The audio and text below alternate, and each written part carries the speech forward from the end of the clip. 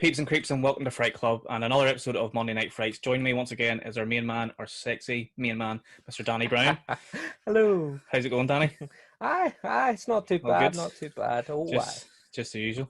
I'm excited. I'm excited to talk about today's film. I am so very hyped excited. to talk about Yeah. this one.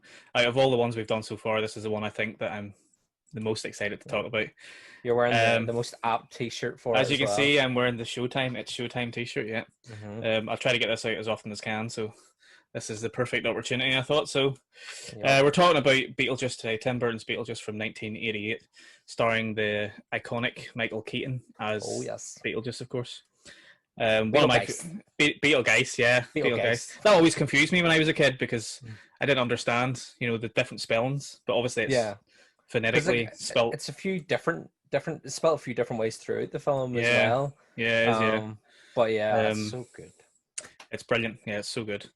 It was released in 1988 by Warner Brothers, and obviously they have a good connection with Tim Burton because after this he would go on to then make Batman, which completely changed the superhero genre. This was only made on a budget of 15 million, and I was doing a bit of research before this, and it made about 73 million in box office, which is pretty good. Yeah. Well, say pretty good. It's fucking amazing. Yeah. For such a weird, spoopy little macabre movie, it was just very strange. So much charm. I think it's got a similar charm to the likes of Gremlins and that sort of thing. It's kooky and a bit spooky without being too serious. Definitely. No, it was definitely it's very much an 80s movie. It's so kooky is the perfect word, I think. Yeah, kooky and spooky. Kooky and spooky. Yeah. Sounds like that's me and you. That's what we should call ourselves. Well, kooky and spooky. I'm kooky and he's spooky. Okay, I was going to say who's who. I want to be spooky. I was going to say you'd be spooky. I'd be kooky. Yeah. Happy days. We'll definitely have to get t-shirts made up or something about that. If anybody wants to make us t-shirts, go ahead. Feel free. We'll give you a tenner or something to make them for us. A whole I didn't realize that actually on the year after it was released in 1989 when the Oscars came around, it won Best Makeup. Right. I didn't know that. I knew I assume for Beetlejuice, yeah. Yeah, it was Beetlejuice. It was the makeup artist was V. Neil, who's quite a famous makeup artist, and Steve Laporte and Robert Short are the other two guys that won the Oscar as well. But V. Neil's quite a famous makeup artist. She's done loads of cool stuff. It was the 10th highest grossing film from 1988. So there you go. There you are. What was above it? I don't even know. I made a note. I was supposed to write down what was number one, and I fucking forgot. So I don't even know. If anybody knows, put it in the comments. Please make the list of 10, or maybe by the end of this, we'll have Googled it or IMDb'd it or something. We'll figure it out. But yeah, so one of my favourite movies growing up, it was one of those movies that I just always went to. I think I remember seeing it for the first time when I was staying at my cousin's, my aunt and uncle in Scotland. He had an amazing video collection. And just always picked it out and put it on because when I was a kid, it was scary. It was kind of scary for kids, but it was also wasn't too scary. It was that whole sort of gremlin still thing. Funny. Yeah.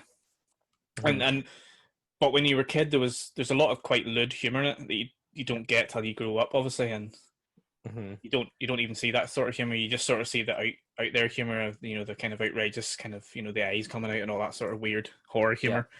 But yeah, fucking brilliant movie. Because it was my mum put it on for us when we were younger as well. She just she bought the DVD, I think, from Extravision at the time, and I still have our original family copy here. Ew. And she put it on because I think it was just one of those things. Yeah, even though it technically does have a few raunchy jokes and it is a bit kind of spooky, it still is kind of classed as a family film.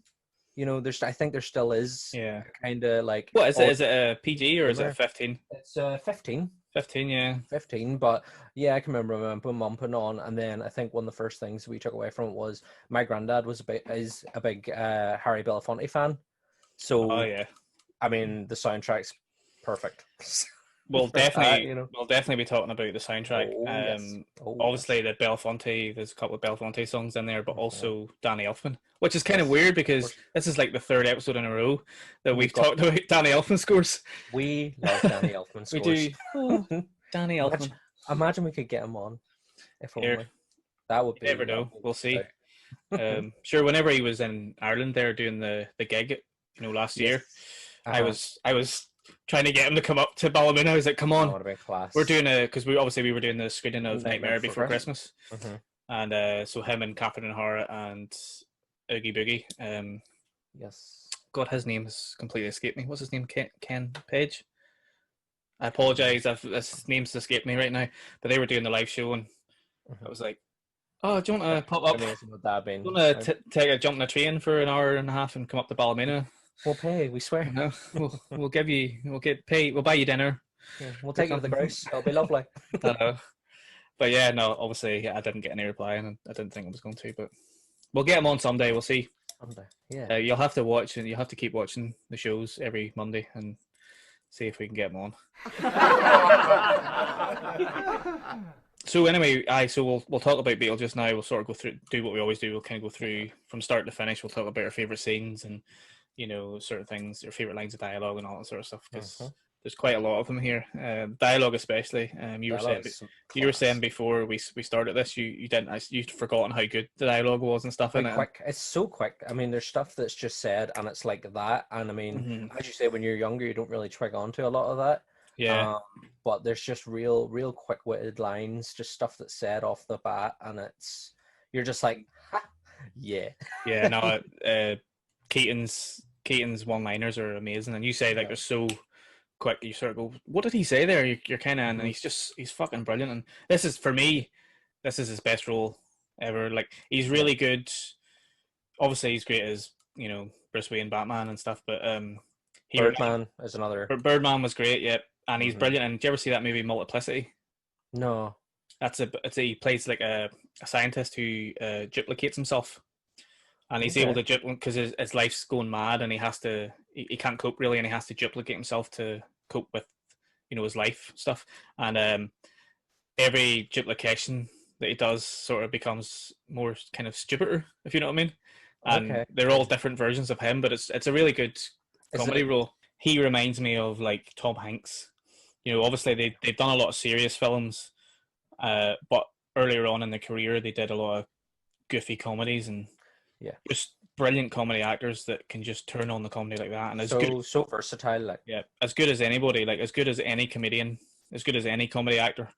Tom Hanks and Michael Keaton for me can just turn on the comedy, and they're so fucking good, man. I love 100%. It. There's not enough Michael Keaton in it, I think, and that's the more I watch this, and I actually watched it the other night for the first time in a couple of years, but obviously I've seen it billions of times. You sort of forget how little he is in it. Which is actually featured. I think that's a good thing, because sometimes sometimes a character like that, if there's too much of it, you'd be like, oh, this is annoying, or they're trying to play on this too much. Like, yes, the film's named after him, but I think the overall story complements more to the fact that he isn't in it too often. Yeah. The main story is about the couple and the dates, yeah, and the like reverse ghost story element of it. It's not ghosts haunting people, it's people haunting ghosts, so I like the fact that Keaton isn't overutilized. Almost, it makes his character far better. It's good that you only see him whenever you see him, and he does those sort of quick, punchy little things. Yeah, it makes I think it would make the finale. It makes the finale so much more punchy. The fact that he's only in it for himself, and yes, he's being quite comical and all about it, but he's also quite sinister in his like actions and stuff. Yeah. And the fact that he wants like a 15-year-old girl to be his bride. Well, that is weird, because I've written that down too. I wanted to address that, and we'll address it once we get to it. We'll start off just talking about how it opens. Basically, it's about stars Alec Baldwin and Geena Davis as a couple, Adam and what's her name, Barbara, yeah, and they die pretty much at the start of the film. You're about 5 minutes into the film. They're driving down to the hardware store. He's into miniatures, so he's built the town, which is awesome. I love that whole miniature thing. I love that opening shot where it's going down through the town, and then the spider comes up over the house, and you're just like, and he just picks up. And the way he just so casually, it's just like, oh, I was like, scariest part of the film. So it opens with the overhead shot and Danny Elfman's amazing intro music, and then there's a scene where obviously you see it blend into the miniature, and you can tell, And then if you didn't know, you wouldn't be able to tell. And it goes up and you see the spider just crawling over. It's such a cool opening shot. So Yeah, good. it's But really the cool. thing, even before the lead in to the Elfman score, is that kind of slowed down spooky version of Harry Belafonte's Daylight Cut is like really spooky. Aye. Daylight come Yeah. and we won't go home, and then it goes into the orchestral Yeah. score, and it's just like what an opening. You know, I know. it's such a good, well put together opening, and then as you say, it goes straight into the action. Then with him lifting the spider up, so good. Yeah, it's class, man. So they drive into town and they have an accident on the way home over the bridge where their car, they're trying to sway Swear from hitting a because dog. you get the foreshadowing of that when they go down. So when they first drive down into the town to pick up, he's picking up paintbrushes because I think she's got him some like oil to lacquer the tables, all new. I think they're kind of, that's the one thing. Did you notice that it's a pretty, like a horror trope is fixer-uppers, houses that are fixer-uppers. Yeah. And this is another one. They're staying home. They're not taking a vacation. They're doing like a staycation to fix their house up. Yeah, that's so right. He wants to go down to get new brushes to put this oil on the tables and chairs. And as they're driving down to the shop, they kind of stop to say hello to a guy. But as they're stopping, the dog walks out in front of the car, which is then that's right. Yes. later on yes. that they swerve to avoid going over the bridge. And then, as you say, they crash through the wall of like it's like one of those enclosed bridges, and then they crash into it, and then the teetering, I know, the wee dog's like teetering on the plank, and they're just like, no, the wee fucking dog. And I was kind of like, would that dog actually make a difference? Because what's the dog, like a couple of pounds? It was only it was a wee terrier or something, wasn't it? That probably wouldn't have made any fucking difference, but yeah, sure. It jumps off, they fall, fades to black, and then it opens up again, them walking into their house. Yeah, it's even the camera's in the house, and then the fire flickers on. Everything comes to life in the house just before they walk in, and then they walk in, they're like squelching. That's right.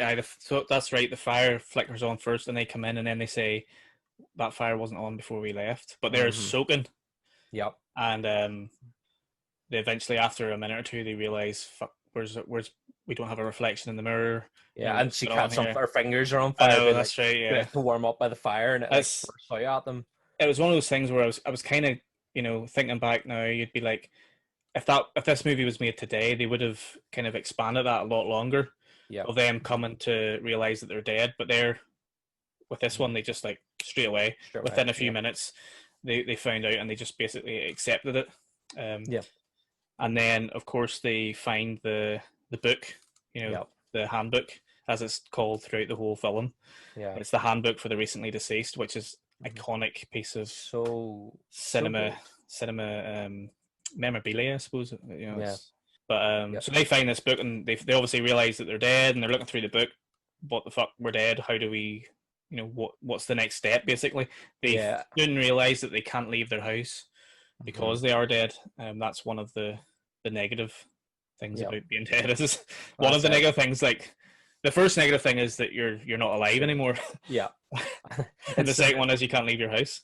Because what is it? It's Adam steps out. Adam steps out onto the porch and goes into the weird like sand world. Yeah. With the giant worm. And then Barbara pulls him back and it's like, "You've been away for hours," and he's like, "What?" That's right. Yeah, the time is another thing where whenever they leave the house for various reasons, whenever they go to the afterlife later on, which we'll talk about, they're away for months, but it only seems like 10 or 15 minutes or something. Yeah. To us, or like a couple of hours maybe at maximum. But yeah, the sandworms is cool because they just very Burton-esque. Yeah, it's very typical of his aesthetic. This was his second feature. This was after Pee-wee's Big Adventure. Okay, yes. Which was another mad cookie film.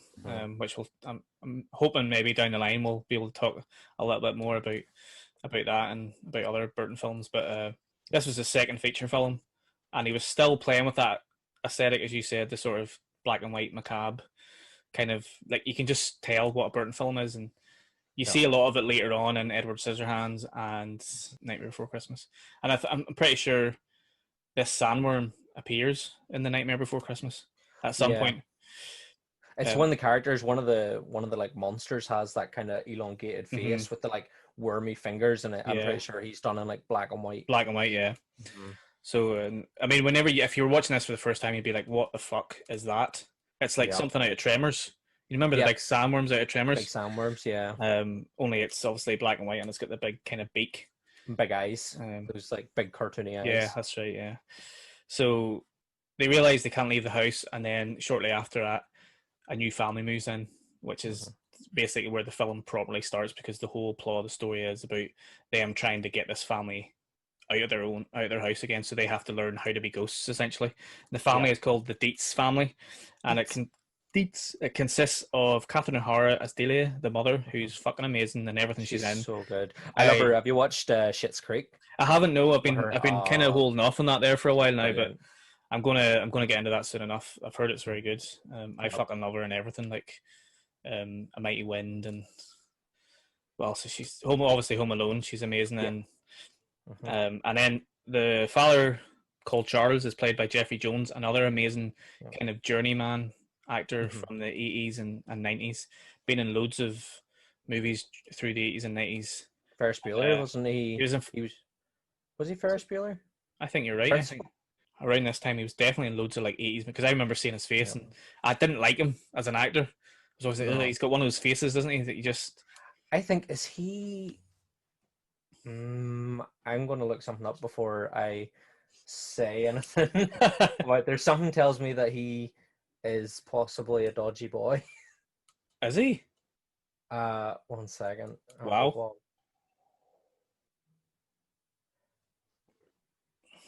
Yeah. He is, yeah, is he? He's, dear. I didn't know that. Dodgy images of underage people, so yeah. Oh gosh. Yeah. I didn't know that. Didn't know that. So. So it's one of those things. I'd heard. I remember hearing something about that before and being like, I'm sure that the principal from Ferris Bueller was done for something, and then, it's one of them ones. Sorry, man. I'm sorry. It's all right. I'm not a huge Jeffrey Jones fan. He's good in this. He is very good in this. But as I was saying there, like, he was one of those guys. He's got one of those faces you just hate. Yeah. And the third person in the Dietz family, of course, is Lydia Dietz, who's played by Winona Ryder. We're not worthy. We're not worthy. We stand. Winona Ryder is amazing again and everything. Like, I've loved her my whole life. In this initially, and then she was in Edward Scissorhands and Heathers as well. Fantastic. Still need to see Heathers. You haven't seen Heathers? Oh man, I need to get on Heathers. Never seen Unreal movie. And then, obviously she went through that sort of period as she got older. She did a lot of kind of serious movies, and she's in Girl Interrupted as well, isn't she? I think so. She's in Bram Stoker's Dracula, which people sort of spectacular. I love the movie, but people slag her and Keanu off because they're really shit at doing English accents. Yeah. And fair enough, they're maybe not the best at doing those English accents, but I adore Bram Stoker's Dracula. That's definitely going to be on the list as well. 100%. We'll definitely be doing that sometime. And then, of course, Stranger Things, more recently, as Joyce, the mother. Fucking so good. Love her. She's brilliant. She's actually brilliant as Lydia. And so good, yeah. Whenever you watch it back again, you kind of go, fuck, she is actually so good. That's such a good character. Well, I read through that handbook for the recently deceased. It says, live people ignore the strange and unusual. I myself am strange and unusual. The whole cast is fantastic in this film. And it's a very small cast. Yeah, I mean, you're right, there's only 10. Yeah, 10 main players. 10 kind of actors that have kind of lines, and then there's a couple of actors on the peripheral who come in later on at the dinner, at the part of the dinner. The dinner scene and the afterlife waiting room are really the only two scenes that have more people. But the afterlife waiting room, iconic. We'll get to that definitely. That's fucking amazing. But so they've moved in. Lydia, played by Winona Ryder, is like a wee goth. She's like a wee emo kid. Yep. Obviously all decked out in black. She's got her camera. She's taking pictures of dead things. And just everything. Spiders went to she first walks in, the first walk into the house, and Catherine O'Hara's character is just like, oh, that's going to be. What was it? She says something like, gasoline and a lighter, it'll be fine. And and then Lydia is like, oh well, if she hates it, I could like it. And she's staring at a spider on a cobweb. Yeah, that's right. Yes, the spider. And she was like, I think I'll like it here, or something like that. Yeah. Mm-hmm. But yeah, so Catherine O'Hara's character Delia wants to completely change the house because she's an artist. She's a sculpturist. Sculpturist? Is that a sculptor? Sorry, sculptor. Pardon me. Yes. She's a sculptor. A sculpturist. What the fuck's a sculpturist? So she wants to completely redesign the house, and she's got somebody in to help her out. Otto, who is fucking. He's played by Glenn Shaddix, who I think that's how you pronounce his surname. He's passed away, unfortunately, a few years back. But he's another one who turned up in a lot of 80s movies and just always was really good. And I always hated him in this when I was a kid, just because he was, you're supposed to hate him because he's like Delia's friend, and he's kind of the bad guy. He's like, he's sort of against the ghosts, and he's against kind of Lydia and stuff, but not in a real harmful way, but just a dicky way. But he's amazing in this. Like he's so good. Some of his lines as well are absolute crackers. I know. Isn't that when he's like, I dabbled in chemistry, hair tone analyst or something. Briefly. And he thinks he's he's really tuned into the supernatural as well, and which obviously plays out fantastically later on in the movie. But he's just brilliant. I just love when he walks in and he's got the tape and he's got the spray and he's like, "Fucking, what's the color?" He says it's like a aqua green or something or whatever it is. She's like, and he's just like draws. I know. Drawing the X's and stuff. Yep. It's fucking brilliant. So Adam and Barbara are trying to scare the Dietzes out because they obviously don't want to share their house with the Dietzes. And then they end up reading through the handbook and they start to become a little bit more familiar with what they may need to do this. They can't scare them themselves because they aren't scary. They're not experienced really, so they can't really scare them. So they end up drawing a door on the wall. The chalk door. And they knock 3 times. They knock 3 times and they draw the wee. Remember they draw the wee door knob and stuff, and they go in and obviously that takes them through to the netherworld or the afterlife. I suppose it is the waiting room. Yeah, it's like the waiting room of the dead. Yeah. Mm-hmm. I think we maybe jumped ahead a wee bit there, but were you going to mention the scares that they attempt to do? Yeah, they can't be seen. So before they even get to that point, they try to scare the family, don't they? Yeah, they try to scare them they try to hang themselves in the closet and stuff. Barbara's hanging in the closet, and then they go into the study, and Adam's dead he's beheaded on the floor, and Barbara's standing with his head in her hand and a knife. Oh yes. They're just kind of like looking around, being like, "How twee?" And then Charles jumps out and scares them. That's right, yes. And he's just like, "Leave this room alone. This is my room." I know. He just wants the one room. He's actually a normal character. Like he was just like a normal guy compared to everyone else. He just wanted to move into a house, be chilled out as fuck, and enjoy his kind of retirement or enjoy his later years, I suppose. Well, it turns out though he's meant to be going out to relax. Because obviously it sounds like something happened in the city, which is why he's moved away to like get away from it. But then when he gets to the village, the reason they have the dinner is because he's pitching the village to his boss to try and buy the town up. Oh, yes, of course. Then sell on. So his character's actually, there's something a wee bit sinister about that, about the kind of what he wants he's still investing, to be like, we could buy this whole place out. He's got his business mind turned on there, so he does. Yeah, because that's it. It starts because he's meant to be looking out at birds, and then he starts looking at the village, and he's like, "Good car parking, bad roofing, good car parking." I know. Well, there's a great line, obviously, which Lydia says is my whole life is one big dark room, and that kind of sets up her character. And there's also a line earlier on whenever they're talking about who can see, or he reads the book and he says that the living can't see. Yes. But it's they won't see. They won't see. But does it say they can't see? That's Yeah, because and then that's where you kind of go, oh, hang on, maybe the living can see, but they choose not to because they're not that way inclined. But Lydia, being a goth or an emo or whatever, she is that way inclined, so she does see them eventually, and she isn't scared at all. She has a really good relationship with him, Yep. and she just wants to kind of be their friend, and they want to be her friend, and she kind of helps him. She wants to get the family out as well. Like she wants, because her mother Delia is her stepmother, and they don't get on very well. So, she's like just like, "I fuck it, whatever, scare them if you can." At this point, you do see Beetlejuice because there's an advertisement, isn't there? Yeah, he advertised. They find the paper first. They find the paper advertisement. They find the paper advertisement, and then the TV comes on, and he has like the proper trashy American style, where he's like, "Come on down." I know. Hey ho, I'm your. He's dressed up as a cowboy, isn't he? And he's got like the cowboy gear and the signs all flashing behind him. And he's like, "I'm a bio exorcism." Bio exorcist, And then he's like, free demon possession with every exorcism. That's right. Fucking brilliant. So good. But Michael Keaton, what a fucking actor that guy is. Like, it's that there. But and then what is it? There's the wee bit. Is it before that when his character's kind of first introduced, and he's like calling the fly over to him, and he's like, "Come here, I got something for you." And a big chocolate bar comes up. And then the wee fly does a fly shout out with the help me. Yes. He pulls him down, doesn't he? Into the wee grave, but it's like the rubber grass. It's the fake grass, isn't it, in the miniature? So that's actually the second time you see him, and then you see him at the start when he after the couple have died.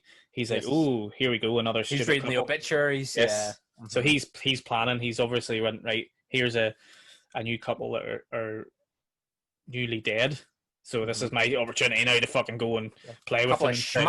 Couple of schmucks, yeah. Trying to play with them. But yeah, that advertisement's brilliant. You know, fucking free demon possession with every exorcism.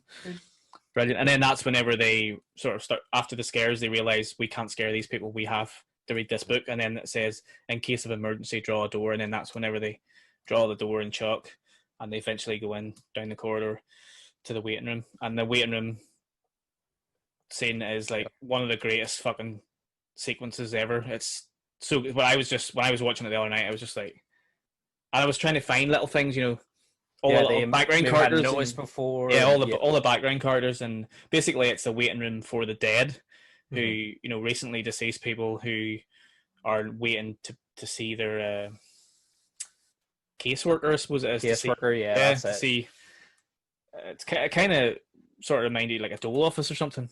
Aye, that's it. When they go to take the number, and the whole thing just like spirals out. I know. It just falls out, and then they knock on the window, and your girl's just like, "How can I help you?" I know. I'm just like, "You're going to use all your healthcare vouchers." I know.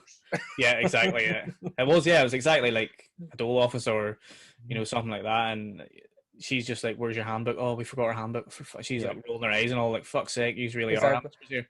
And what is it? Because she says, Barbara turns to Adam and says something like, "Oh, is this how it's going to be?" And she's like, "Oh, well, if I'd known then what I know now, I wouldn't have had my little accident." I know. And then all the other dead people laugh. Oh, Jesus. And the characters in there are fucking, like, there's the girl cut in half, which is, you know, very iconic. There's the shrunken head dude. Shrunken head guy. The hunter, he's got the gun, doesn't he? Yes, and then there's the guy, the surfer with the shark for a leg. That's right. Nearly trips over. He's been eaten by a shark. There's the burnt guy he's like smoking a cigarette. He's like, I'm trying to quit. I know. So burnt up. He's like, oh, that made me fucking piss myself. He's literally burnt. He's like charred. He's just a head, and he's a wee tiny, like, burnt body with wee tiny arms. I know. Trying to quit. It's so good. And then it's your fella that comes to take them to see the caseworker who's like being flattened by a truck, but he's like suspended up on a rail thing, and he's like, yeah, and he's like, "How am I looking?" And they're like, "Yeah, you look all right." And he's like, "I'm feeling a little flat." And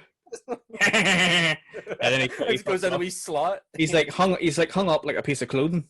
Yep. You know, he's like that, and then he just flies off in a wee tiny fucking slit in the wall. A wee slit in the wall, just brilliant, man. And then you see someone else in the background. Like, there seems to be all these reels with people, but there's a guy like hanging from one of them, like hanging by the neck, and he's just like throwing files onto the desks of like the skeletons and stuff. I know. And again, you've got that old kind of Evil Dead looking skeletons, you know, typing at the desk, but Mhm. it's very clearly just like puppets doing Yeah. this. I know. Oh, I love it. So good. Love It's the best. I think it's the best scene in the whole movie. it. Hmm. I wish it just would go on longer, and it's fucking brilliant. Like so, so they make their way through. They go down the corridor. They find out that, and they meet their caseworker, don't they? Who's called Juno, Yes. and they Yeah. find out that Beetlejuice was her assistant, Yeah, former and assistant. then he went a bit rogue and fucking Yeah, he reckons he can get rid of the living, so that's what he decided to go off and do his own thing. But yeah, awesome scene or awesome couple of scenes. They meet their caseworker and Meet Juno, and then she's like, "I've been waiting here for 3 months." I know she's exactly. They end up going back to their house, don't they? Yeah, it's all different. They're like, "This place keeps getting weirder," and then they kind of look around. And they're like, "Adam's like, honey, we're home." I know, and it's been but it's been 3 months. Isn't that right? 3 months since they left. So that Delia has redesigned the whole house and made it look like a fucking shitty art museum. Yeah. It's almost like black with almost like glittery walls. It's kind of weird. It's like weird. Lots of sharp angles, Yeah, and then it's her weird horrible. sculptures, and I know. So they try one last time, I think, to scare the family, and that's when they dress up as the Sheets. the sheets. Yeah, I know. the sheet. And they're And like, what is it? "Woo!" It's when Lydia's in her room and they're doing like the ghost noises, and she's just like, "Oh, for goodness sake, I don't know what he sees in her." I know, and she's banging the wall. She's not like, "Shut up." She thinks they're She's banging. like, I'm a child. I know. I know. I complete that. Probably, like I say, that's probably something whenever you were a kid that was kind of lost on you. That whole sort of her thinking their parents were shagging. Yeah. But there's a great line whenever they're wearing the sheets and they're walking in and they're like, "Ooh," and Adam says, "No, really, push the moaning. The moaning is important." Yeah. And then they're like, "Ooh," they're really going for it. Like They're going for it. So, but it's when Delia like sits up and turns the TV off. She like snaps up in her sleep and turns the TV off. But her makeup is like all smudged and stuff, and then she just falls back down again. And it's when later on they were saying, or Adam and Barbara are saying to Lydia about trying to wake her up, and she's like, "Oh no, you won't get her up. She's sleeping with Prince Valium tonight." Yes, that's right. Yeah, she obviously takes a lot of Valium at night time or whatever. Prince Valium. I know. Brilliant. So that's whenever Lydia actually meets them for the first time properly. She's seen them in the window. She's seen them through the keyhole. The green below the door. She's seen, but this is the first time she actually meets them and speaks to them. And then there's a great line that I had to write down there. Whenever they take the sheets off, she's like, "Are you Night of the Living Dead ugly under there?" And that was a nice wee nod to, because her name's Barbara as well, from Night of the Living Dead. So I thought that was a nice wee nod to Romero's classic zombie movie. She takes the pictures and she obviously doesn't see the feet. Yep. And then you sort of think, right, whenever the parents find out about the ghosts, that's going to be it. That's going to be kind of, but then you realise that they actually love the ghosts. Yep. They finally go and meet Beetlejuice. Yep. For the first time, you actually meet him for the first time. We see him properly for the first time. He says his name 3 times, and then the thing spins round, and they actually go into the miniature town, which I thought I love miniatures like in all movies, and I just love the idea that they went into this miniature town. Like that's just so cool. And Beetlejuice is fucking brilliant. Like he's just like. It's great because when they go down, they're kind of like, what are we supposed to do here? And they see the grave with the shovel. The 2 shovels fall down onto the grave, and it's like, I think we're supposed to dig. Yeah. But the way when they're digging, then it's not soil or anything. It's bits of cardboard, like the cork and the cardboard layers, and then they hit the coffin and go to open it. Or no, it starts to rattle, and they jump out, and he up out of the grave. Oh, so good. So good. He basically starts selling himself straight away. But immediately you know that he's a real creepy pervy kind of guy, because there's that whole that whole scene sort of stayed with me for many years where he's hugging Alec Baldwin and he's like trying to feel her and stuff, and he's like trying to pull her skirt up and that, and just brilliant, just his movements and the quick lines of dialogue and just everything that's just so quick and quirky. And I just wonder how much of that was kind of improvised. Like I'd imagine quite a bit of it was improvised, because it just felt very spontaneous. It's so quick. Michael Keaton is absolutely amazing. in that first sort of main scene that you see him. And there's a great line I've written down here whenever they're sort of questioning him and his powers. And he's like, I've seen The Exorcist 167 times and it keeps getting funnier every single time. But the way he says it is just brilliant. And that really kind of sums up his character, I think, that line. But you're right, Keaton's stuff is he's just constant, like he's so switched on, and he doesn't stop. Like any scene he's in, he absolutely shines through in it. And yeah, as you say, his mannerisms along with the dialogue, you know, he could be saying one thing and doing another thing, and he just, spectacular. And then I can understand why they won the award for the makeup, because all that moss, like the mossy grime around his like hairline and the dirty teeth and all the that's the thing, everyone kind of associates Beetlejuice with wearing like the stripy suit, but he has like, I think he's maybe got 4 or 5 different costumes in this film. And they're all spectacular. He's got his wee cowboy outfit. He's got like his green and black striped pajamas when he's sitting in Dante's Inferno room. Oh, yes. Yeah, it's just And there's one where is it not like a cab driver or a bus driver or something? He's got the hat. Yes, he's got the wee hat and all. And then he's got his wedding suit as well. And yeah, I love the bit where he wears the same thing, the check shirt that Adam wears. Yes. You know, he sort of duplicates what he's wearing. He's like, oh, we're buddies. And he's just like, look at us, you know. And then that's when he tries to grab Thingy's fucking dress. It's so good. Yeah. Such a good scene. And then so eventually they realise that this guy's mad and they don't want to deal with him and he's a sex pest. And then they just say no. Yep. And then they decide, right, we're going to try and do this ourselves. So it cuts to the dinner scene. Such a classic scene in cinema history. They're having dinner, the Dietz family and Otho, and that's whenever they have the whole Harry Belafonte, the Banana Boat song, as it's called. Day-o. It's fucking brilliant. So good, the wee dance and all. And Catherine O'Hara starts off. They're eating and she starts doing the Day-o bit, and then they're all sort of laughing at her because they're like, "What the fuck? She's had a few drinks or too much Valium or whatever." And then Charles, he starts joining in. He starts. Yep. No, they start doing that, don't they? They start bouncing up like this. Yeah, they start. Yeah. It's amazing. And then Otho, he turns and he gets the wee bucket and starts. He's got like a wee drum. Yeah, that's right. He empties the ice bucket and he starts using it as a drum. Yeah. That's so good. And then they think obviously that this is going to scare them, but then they realize, no, this is actually amazing. This is something that we can. Yep. It's the wee bit though, just before that when they go like that over the food and the wee prawn cocktail hands come up and grab them by the face and push them back, and then the wee hands are just like like the wee prawn fingers are all going and all. So good. I love that, but I love the wee prawn hand gloves that come up out of the cocktails. Amazing. Yeah, class scene. Such a good scene. So random, but still really good. Obviously, they think they're going to scare them away now, but then they realize, no, they want to meet you. So after that, that's when the rattlesnake actually happens at the top of the stairs, which is the first time you see Beetlejuice comes out and it's this big giant head, and the banister turns from being a banister to a rattlesnake. The big snake body, And that's such a cool fucking scene too. So cool. And because I think Charles takes a topple down the stairs, doesn't he, at that point as well? He ends up getting scared and falls backwards and all. And great scene. It's a class scene. And then that's when Otho steals the handbook and he pisses it off.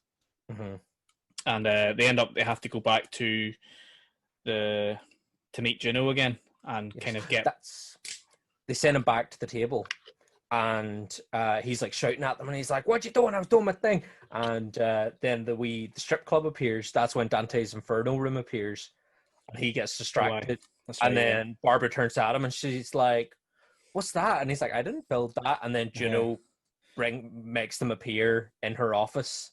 Then, and she's like, "Why did you call him?" Yeah, that's right. Yeah, and it was her that put the strip club there. Strip club in, to distract him. But even that's a class scene where he's like, and he turns out, he's just like going over, and he's like, I know, brilliant. Dante's Inferno, what a title! Inferno room, so good. So that's that's when they go back to Juno, and isn't that whenever you see the football team as well? They come in just as they're leaving, and it's like, "Coach, I don't think we survived the bus crash." And she's like, "You think?" Like she sort of says, "I'm not your fucking coach." Yep. And then the guy says at the very end. So Mm-hmm. so they get a bit more experience. They go away. They try to do the scary face thing where they pull their face out. But it's on their way back. They pull the mouth up. Yep. Yeah, it's when Adam goes to look at Barbara, but he's got the like eyes on his fingers, and he holds the glasses up to his eyes when he's looking at her. I love that.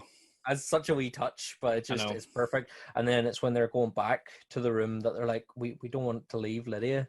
Like we like her, we want her to stay around. So they decide then that they're not actually going to scare them away because they want to live with Lydia. Yeah, they're willing to live with the family now because they want Lydia to stay. They've just accepted that they're just going to have to live as ghosts, and because they have this relationship with Lydia, the family now want to sort of monetize the ghosts. I suppose your man Charles has been speaking to the guy on the phone. He's like, "Oh, look, we've got ghosts here. We're going to make loads of money. This is going to be like the epicenter of the supernatural, I suppose, in North America." And they want to make money out of it, and Lydia is kind of against that. So, doesn't she meet Beetlejuice then at this point? She meets, so they start to summon. They summon Barbara and Adam, but as they're summoning them, they start to like age and decay. So she runs upstairs then sees Beetlejuice sitting then, and she's like, "I need to save them." And Beetlejuice, well, basically, "I'll make a deal with you, but you have to say my name." And that's when he starts doing the charades scene. And so it's the wee cockroach appears, and she's like, "Cockroach?" And he's like, "No." And then Beetle, and then the carton orange is pouring in. And she's like, "Breakfast, orange, fruit, drink, orange Beetle." Yep. But yeah. So just before that, you're right. Yeah, Otho is playing up his whole "I can talk to the dead" type thing, and he's got the handbook now as well. So he's playing up in the fact that he has some supernatural abilities, and he summons them. That's what they all get together and they summon. They summon Adam and Barbara. And their wedding dress. That's it, because she says, they say we need something that belonged to them, and Lydia says, "Oh, well, you'll need to go to Goodwill," and then Delia runs off and comes back with the wedding dress and suit, and sets them on the table, and that's when they rise up in their wedding gear. Then, yeah, and you're right. They start to age, and their jaw falls off and stuff, and it is quite kind of sad. I thought it was kind of really sad. The thing that gets me is when they start withering away, and one of her feet start to like curl up and wither away, and her wee shoe falls off and all, and it's quite, and there were wee sunken eyes and stuff. But again, the makeup for that scene actually is fantastic. Yeah, the makeup's class. The withering, wizened makeup. Yeah. So Lydia goes to get Beetlejuice. She agrees to marry him. Isn't that right? Yes, he wants to marry her, which is a bit strange because she's supposed to only be like 15 or 16. Isn't that right? Something like that. Yeah.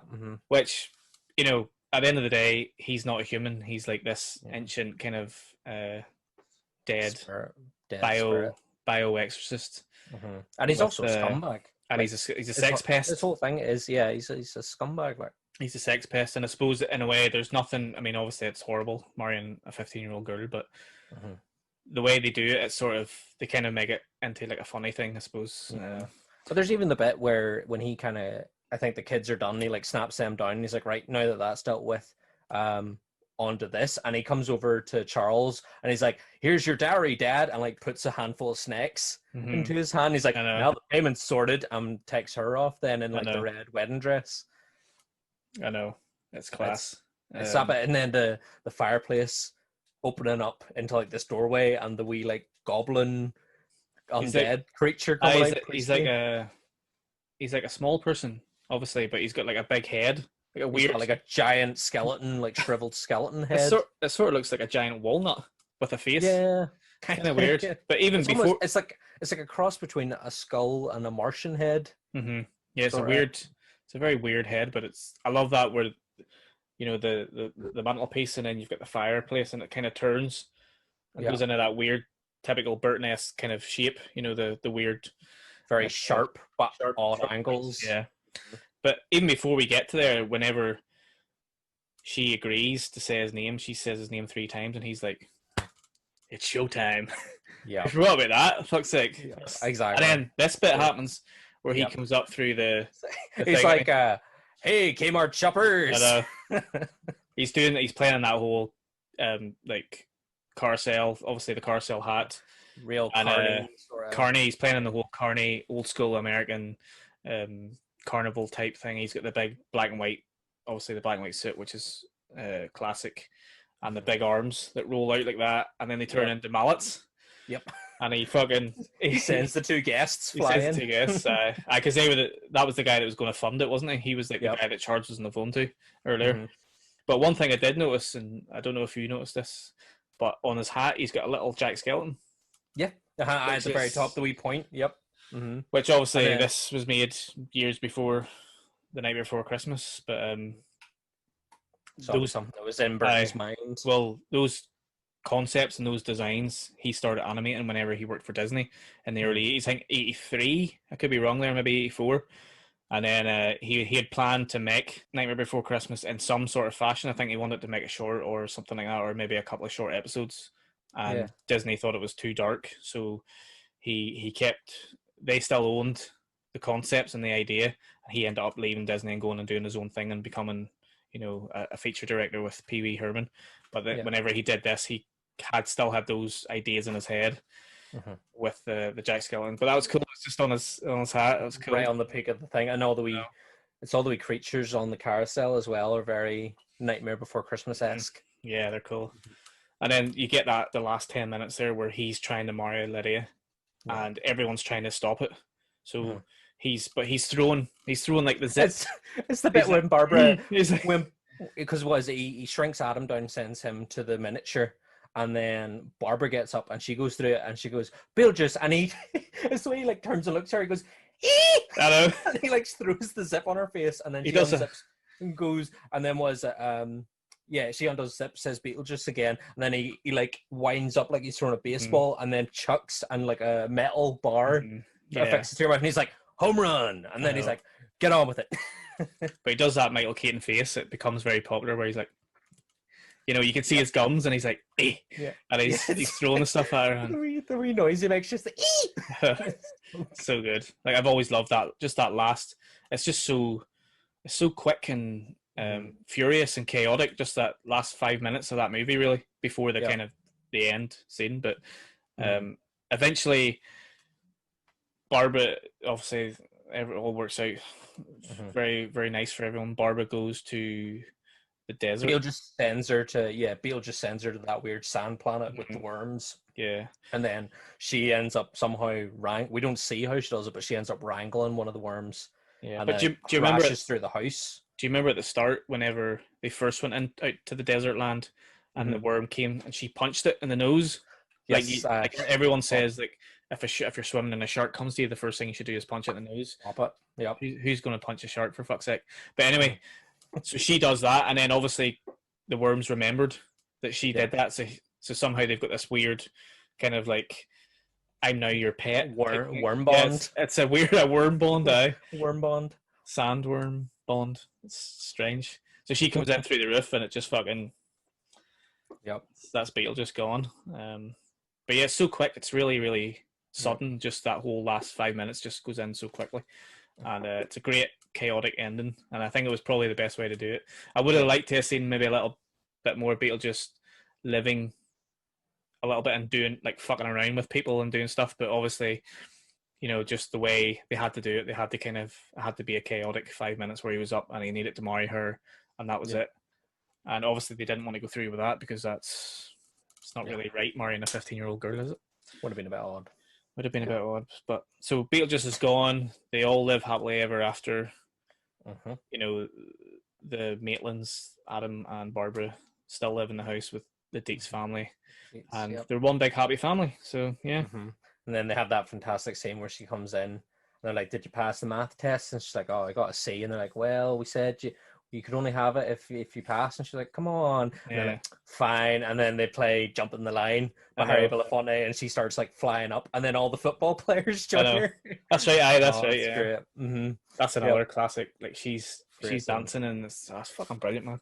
Yep. And then it's Charles sitting in his office reading the living Living with the Living and the Dead handbook. Aye, that's right. Something Yeah, like that. And then the Beetlejuice snake head appears beside him again, but is actually she's made a sculptor, yeah. a sculptor of the head, and she's like, he likes it after he's done like a big scream. But it's weird because it's a really good sculpture, but all compared to other stuff, it's just random shapes and fucking abstract art. Abstract art, yeah. But yeah, brilliant ending. Then sort of ends at a sort of very high note, I suppose, and then you get that ending where you go back to the waiting room, and Beetlejuice is sitting at the waiting room, and he's waiting to see his caseworker now because he's dead for I suppose the second time, but he could have died over and over. We don't really know. Yeah. But he's sitting in the waiting room, and the girl's there with the legs. He's rubbing her leg. he's trying to get off with her, and he ends up sitting beside a voodoo priest. Yeah, he's sitting beside a voodoo priest, and then he says something. Was he insults him or something? And then he sprinkles a little voodoo magic dust. He looks at his thing, and he's like 9,600,000, and the next guy's he's next in line. And he says something like, "Oh, look over there," and he looks over and then he steals it. He's like, he's doing the old fucking, this guy's fucking numpty, like. And the priest obviously goes straight away, so he drops it and his wee head shrinks in. It's fucking brilliant. And he's sitting beside the other shrink head man. Hey, what's going on? Hello. Oh, what a way to end the movie. What a great movie. So stupid, like such a stupid, bizarre movie, but it's just brilliant. Yeah, it's so, as you say, it's so quick, it's so sharp, it knows exactly what it's doing, and yeah, but that perfect balance of like playing on all the tropes that we know with like ghost movies and demons and hauntings and all that stuff, and just flipping it by being like, no, these ghosts have a reason for doing this because they're actually being haunted by the humans. So yeah, I love it. I think it's brilliant, and it's so iconic. So I think it's my favourite Burton movie, definitely. And it's probably one of my favourite Michael Keaton movies. I want to talk about the sequel because in recent years there's been sort of rumours that the sequel might be happening, it might not be happening, but as far back as 1990, 2 years after the film was released, Tim Burton wanted to make a sequel to this because obviously this was a massive success. It made 73 million at the box office. So Burton started to develop the sequel, and he had hired a writer to write a script. The writer was called Jonathan James, who would end up writing the script to Mars Attacks a few years after this, which is another great movie. Fantastic film. So wait, hear this. You didn't know about this, did you? No. The title of the film was called Beetlejuice Goes Hawaiian. So like, I know. No, this was legit. This wasn't a joke. This was like legit. Was going to happen. The script was written. It was going to be about the Dietz family moving to Hawaii because Charles, being a sort of businessman in his head, he wanted to build a resort on Hawaii, but where he was building it, it was on top of like an ancient burial ground or something like that. And so there was ghosts came up and they had to hire Beetlejuice to get rid of the ghosts, essentially. So like a reverse. It's kind of like that. Now I don't know the actual details too much, but I will give a shout out to one of my favorite podcasts, Best Movies Never Made. Steven Scarlatta and Josh Miller, fantastic podcast. They talk about films that were in production and never made it through production to the final film, and they do great research. They're really detailed, and they actually have the scripts. A lot of the episodes they'll actually have the scripts, and they'll read through some of the scripts. And I think with this episode that they did, they read the whole opening shots to this one. Okay. So must check it out. I've definitely check it out. Must check it out. Yeah. Anybody watching this, Best Movies Never Made, check out the Beetlejuice episode. There's loads of other great episodes on there as well, but that was one of my favourites. So it went through a couple of years of development. It got rewrote by a screenwriter called Daniel Waters, who actually wrote the screenplay to Heathers, which you still haven't seen, which you have to watch. You need to sort that out. So I'll get on that. And then it was kind of in development hell for a few years, and it was getting passed about from writer to writer. And Burton, in I think 91, Burton, or the year after that, Burton kind of started to. He was busy, obviously, with Batman Returns and stuff, and he started to distance himself a little bit from it. But over the years, it kept coming up at the table at Warner Brothers, and up until about 2017. I think there was still plans to try and do some sort of sequel. It would have been different to this original Hawaiian-based sequel, but they still wanted to do something, and unfortunately, it's never happened now. So I would fucking love to see a sequel to Beetlejuice. I would love 100%. Yeah, like I know a lot of people would. I know a lot of people would shit on it, and I've seen it even on Twitter and Facebook, and people shitting on it, saying, "Oh, just leave it. Don't be making a sequel." But I would love it. You're always going to get people like that. Always going to get people like that. If Keaton was up for it, 100%. I reckon he would. He's been a busy boy the last couple of years, so I reckon he'd be up for it. And it's a perfect time, I think, because we're seeing a lot of people revisit a lot of older roles that they did earlier on in their career and stuff now, and it would be perfect. And I'd love it. I'd love Burton to come back with Keaton, with Winona Ryder, with the original cast. Or as much not Jeffrey Jones, definitely not Jeffrey Jones, because he's a bad boy. But Catherine O'Hara and Winona Ryder, and even Alec Baldwin and Geena Davis, if they didn't want to do it, as long as they had the dates and they had Burton and Beetlejuice, Keaton as Beetlejuice, they could definitely do something. I think it'd be great. Yep. But yeah, so it looks like we're probably not going to get that sequel, unfortunately. So never say never. Never say never. It's still in limbo. We'll see. Yeah. It's floating it's about. It's still in the dead waiting room. It's still in the Lost Souls room. Yeah. The script's just floating about, waiting for somebody to open the door and be like, "Oh, grab it." There we go. But yeah, so really enjoyed talking about Beetlejuice, one of my favorite childhood films. And if you enjoyed the episode, if you want to leave any comments, if you want to answer any of the questions that we were a bit unsure about halfway through the episode, there, feel free to comment a bit below in the Instagram post. And just thanks for joining us tonight again. We really appreciate all the love and support. Hopefully you'll join us next Monday again. We'll have another episode of Monday Night Frights. You'll have to check in then to know what we're actually going to be talking about. We're not going to give away anything just now. Thanks. No spoilers, no. Thanks for all the love and support. Follow us on Twitter at the Fright Club NI and on Instagram at the Fright Club NI. And check out the website www.thefrightclubni.com. Got a couple of cool episodes coming up. Couple of exciting things planned for Halloween. Hopefully we'll have some cool, exciting things happening over Halloween. And just again, thanks very much for all the love and support, guys. Stay safe. Take care. Hope to see you next week. Cheers. Bye.